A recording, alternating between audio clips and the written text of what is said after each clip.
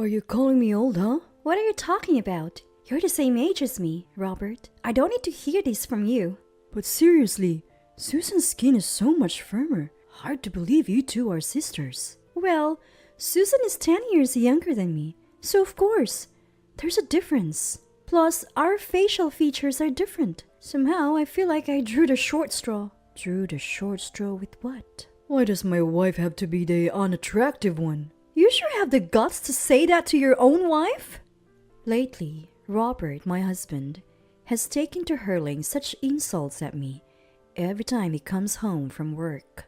He always had a joking tone before, but it got worse after my younger sister Susan, who we hadn't seen in a while, came to visit the other day. I am Margaret, 30 years old. My dad runs a small factory. We were never rich, but we weren't poor either, so we led a decent life. I got married 2 years ago and continued working. Robert was a salesman for one of our company's clients. He wasn't exactly what you call an elite, but he seemed kind. I thought I could have a simple, peaceful life with him. Not being one for the limelight, I always believed that a quiet life without any drama was the ultimate happiness. My sister Susan is 10 years younger than me and was still in the 11th grade when I got married. Our family is from Dallas, but after graduating high school, Susan moved to Boston for college and was living alone there. Although Robert and I occasionally visited my parents, 2 years passed without seeing Susan. And then, after a long time, Susan came to visit us. She had grown into a beautiful, sophisticated young woman, perhaps influenced by Boston, and seemed quite flashy. Man, it must be nice to be in a salaried family. Susan didn't like the factory. To her, our dad, who always wore his work clothes and worked from early morning till late at night, seemed poor. She often said she wished she had been born into a regular salaried family. Robert, seeing Susan, completely relaxed and was visibly happy. He never helped with housework, but he went out of his way to take care of Susan, and I couldn't help feeling a bit off about the difference in his attitude toward me. Susan, you become so beautiful, just like a model. Stop it, Robert. You're teasing me. No, really. You don't look like sisters at all. Well, I've always been told I don't look like Margaret since I was a kid. I guess so. They both agreed, getting carried away in the moment. After that day, Robert's verbal abuse towards me got worse. Every single thing was compared to Susan, which made me feel sick. Plus Susan, who never used to come by, started visiting frequently. Each time, Robert would welcome her warmly, piling chores on me to entertain her. They'd sit on the living room couch, sipping drinks and laughing away. Hey, Margaret, we're running low on drinks. I want something more stylish to drink. Go, buy something, will you? If you want something, go, get it yourself. I'm not your housekeeper. What are you talking about? Susan's a guest. It's our job to entertain her. So go, buy some drinks. And you? Just delighted to do so? It's pathetic. What did you say? Margaret is just jealous because she's ugly. How about it, Robert? Shall we go shopping together? Oh, should we? Susan, you're so kind. And with that, they left and didn't return for 2 or 3 hours. I wondered what they were up to, but I was too busy cleaning up their mess to think too deeply about it. Little did I know, it would lead to such an event. 3 months after Susan started coming over, I came home to find divorce papers with Robert's name on them on the table. We'd never even spoken about divorce before. When I checked the closet, all of Robert's clothes were gone. What's going on? I tried calling Robert, but he didn't answer. Then I got a call from Susan. Yoo-hoo, Margaret. Sorry, I'm a bit tied up right now. Tied up? Like, wondering where Robert has gone? How did you know that? Actually, I'm with Robert right now. Are you talking about my husband, Robert? What do you mean? Well, we've eloped. Huh? For a moment, I didn't understand what she was saying. I really pondered what eloping meant. It was a word I should have known for the longest time, yet I couldn't grasp it. Elope? What's that? Oh, come on. Elopement is elopement. Forbidden love. You know, Robert and I have run off together on a journey of love. Are you joking? Of course, I'm serious. My husband and sister eloped. It felt like something out of a cheap romance drama, not something that would happen to me.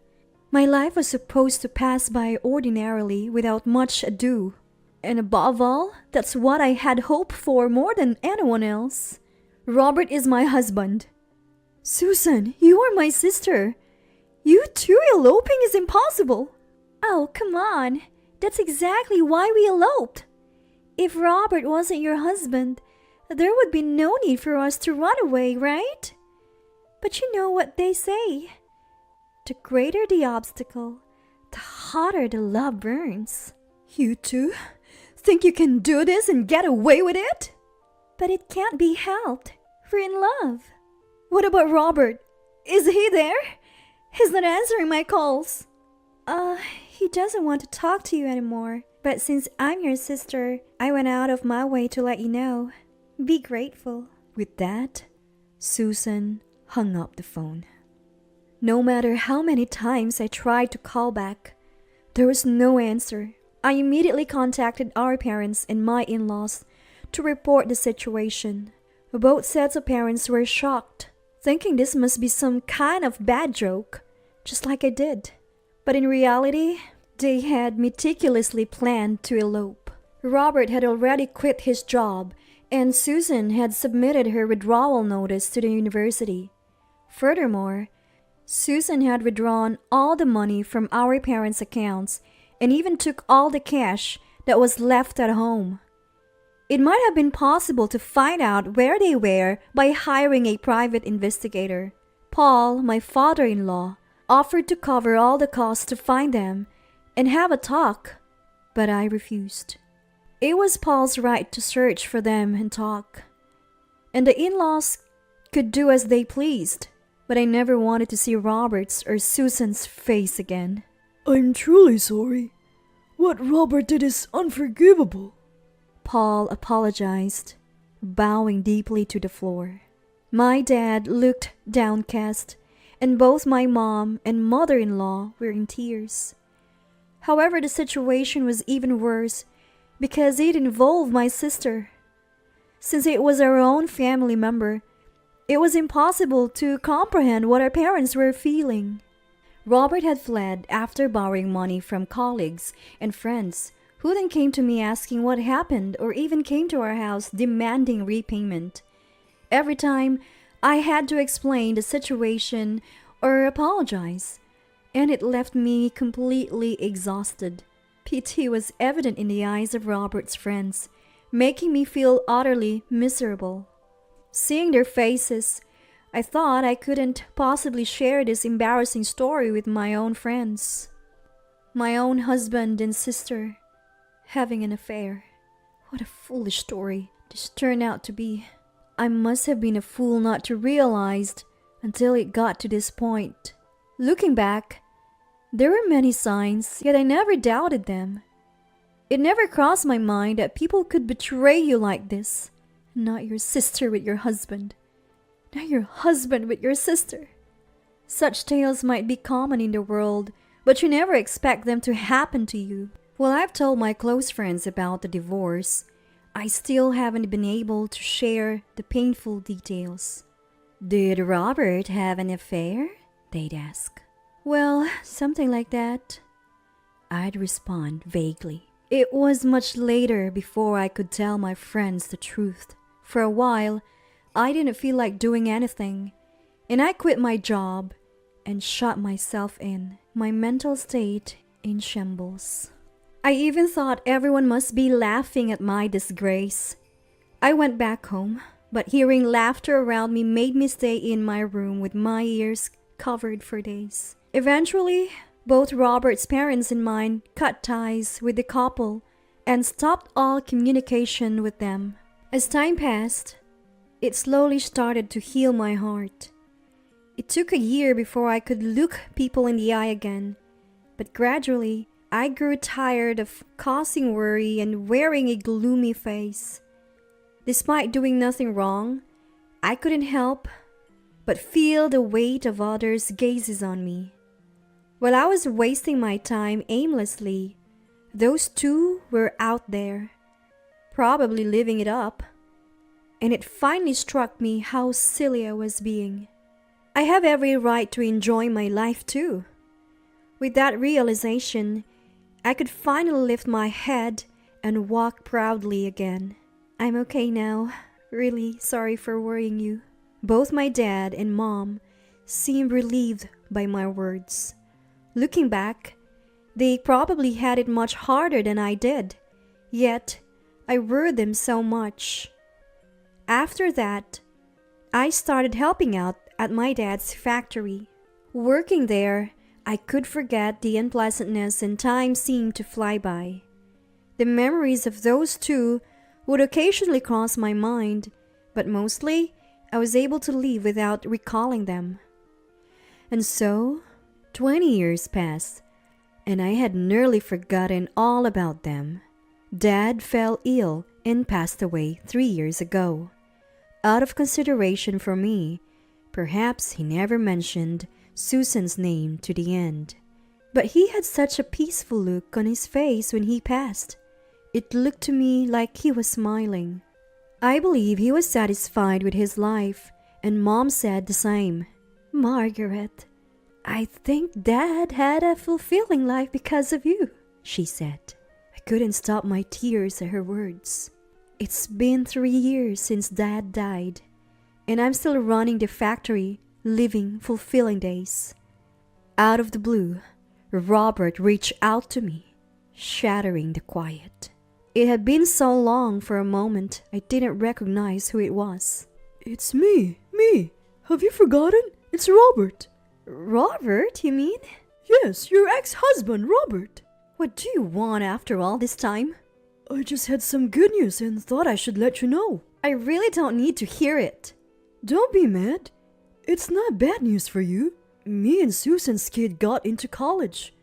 You, on the other hand, seem to be living the same lonely life. I wondered why he would contact me, and then I thought, it must be something trivial. Did he expect me to feel regret or envy upon hearing his news? Perhaps Susan told him to reach out to me. I could almost see Susan's face gleeful at that thought. Why do you think my life is lonely? Come on, you're still single, right? Susan told me. She said you're the type to brood over things, that you'd never accept the reality of her taking your husband. You must have been holed up all this time. Typical Susan. She seemed to know me well. But people change over 20 years, and I'm no longer who I was back then. I am married with 2 kids. What? After 20 years of no contact, it's odd that he would assume I'm still single. Maybe he thought I was still carrying a torch for Robert. Now that would be a joke. Your partner must be some poor guy, right? Your dad was just a worker at a small factory. Dad passed away 3 years ago. Huh? I thought about informing Susan, but I didn't know where she was. Mom said there was no need to go out of our way to tell her, so we didn't contact her. So the old man's dead? Does that mean the factory closed down too? That's a shame. You don't know anything, do you? Don't you read the economic magazines? What are you talking about? My dad's factory specialized in making precision electronic parts, and there was an engineer who fell in love with the precision components my dad produced.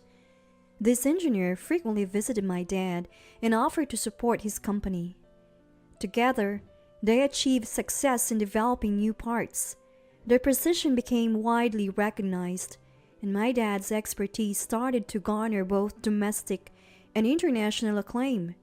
Before he knew it, the factory had become famous. It's often featured in economic magazines. I don't know, nor do I care to know what kind of life Robert and Susan are leading, but they seem to be out of the loop when it comes to current affairs. My dad's factory has expanded to a second one now, and it's making over $100 million a year. Really? Seriously? We all work hard for it, so we didn't have the time to reminisce about you guys. Your kid got into college? I couldn't care less.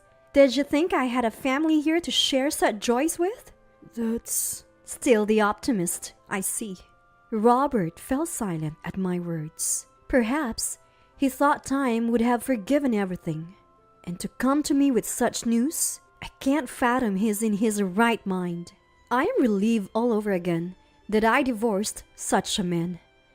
That's why I have my happiness now. So you just said your father's factory is making $100 million a year?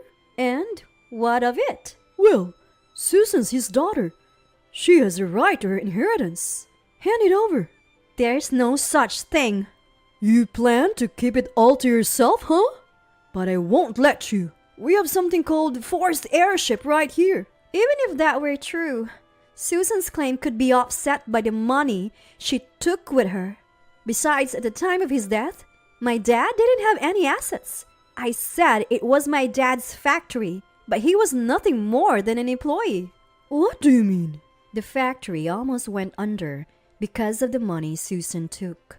No matter how much we struggled, the debt just grew, and when we were at our wits' end, the man who offered to help bought the factory from Dad. That's how we managed to settle the debts. In truth, my dad, who was originally a technician, had also wanted to focus more on that than on management. The buyer was young and had just started his own business, but he was enthusiastic and honest, and he valued my dad's skills highly. That must have communicated to my dad. So the sale went through. The factory continued to employ all its workers without fail, and Dad could dedicate himself to developing parts, which truly made him happy. What a foolish thing to do! What we do is none of your business. There's no need for you to comment on it. So in the end, the factory was just taken over. What are you doing there? Working as a part-time lady? Tough luck. The man who bought the factory is my current husband. Huh? Yes, I was drawn to the sincere personality of Timothy, the husband who had been coming to see Dad. My parents felt the same way, so when it came to me marrying Timothy, they both cried tears of joy. When we informed Robert's parents about our remarriage, they were genuinely happy for us. That was the last time. I haven't been in contact with them since. I stopped reaching out because I think it's painful for them to be reminded of what Robert did when they see me. Your husband? What about him? Did you deceive a man and steal a factory from your father? Really? You can only come up with such low-quality ideas. I don't even feel like talking about this anymore. Just wait. My son got into college. And not just any college, but a prestigious private university. He'll be your nephew. So what? Well, give us a celebration gift. The cost for college, all in all, is $30,000. Are you stupid? Why would you think I would pay that money? Because your husband is making a profit.